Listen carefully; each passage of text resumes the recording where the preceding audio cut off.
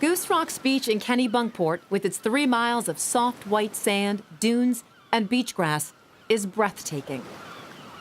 The town and the people who live here see this beach as a gift, one to cherish and preserve.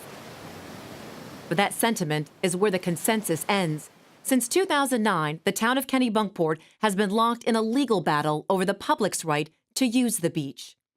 Well, it began when there were 29 property owners, beachfront property owners, who sued the town, claiming that they had the right to exclude all others, members of the public, from using the beach areas in front of their homes.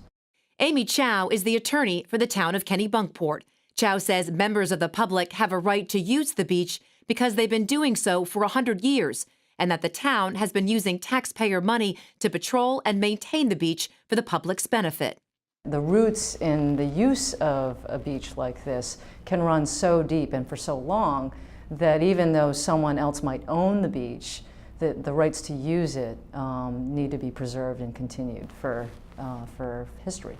People have been coming to Goose Rocks Beach for more than a century. Generations of families have come here. There are so many stories that people have about this beach. It conjures up a lot of memories for them, a lot of emotion. And for that reason, this issue, this lawsuit for so many people in town is personal.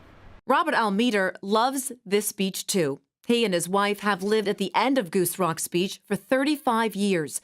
They are one of 29 beachfront property owners suing the town. A lawsuit initiated, they say, not to keep people off the beach, but to exercise their rights to do so. Some people are very upset because they bought the narrative. The narrative being that, we're going to kick you out of here and you won't be able to come through. That would be the worst possible thing that could happen. But having the right to do that is the right to private property. And I do think when we follow the Constitution of the United States, we're all better off, even if some people aren't richer for all that, Rather than go to trial, a large group of beachfront owners signed an agreement with the town that recognized their property rights in exchange for unlimited public access beyond a 25-foot reserved buffer zone. Almeida and 28 other homeowners refused to settle. We said we want our day in court. We think you made a very serious mistake, and we're not going to settle by giving over something when you're actually taking the property and you're going to get something back in return. In the fall of 2012, a York County Superior Court heard the case and ruled in favor of the town, finding the public does have the legal right to use Goose Rocks Beach. But on appeal, Maine Supreme Judicial Court vacated the lower court's finding, saying that private property owners control use of the beach all the way to the low water mark. If we are suddenly saying there's no legal right that we recognize through long history of public use of our beaches, which are really important to our local economy and to our tourism trade statewide, if we're saying there's no longer any way for the public to be recognized to have rights to use these areas, that's a blow for the entire state. So the town appealed, and this spring, in a rare decision, the High Court heard oral arguments on a motion to reconsider its ruling. The town of Kennebunkport and the state of Maine also want clarification on Maine's 370-year-old colonial ordinance, which governs the public use of our beaches' intertidal zones, or wet sand.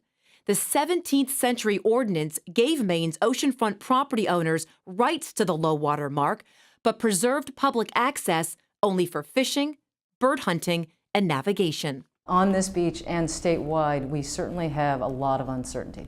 Robert Almeida is certain the Supreme Court did not make a mistake in its judgment. It's too easy to take people's private property. It's just too easy to do it. All you have to do is walk across it for a long period of time without any opposition, and it's yours. That has to be wrong. That has to be wrong. What's right or wrong will ultimately be decided by the Supreme Court. And when it does, both sides of the Goose Rocks Beach case hope that time and perhaps the tides of change will help heal the division in this iconic coastal town. For Down East Magazine, I'm Shannon Moss in Kennebunkport.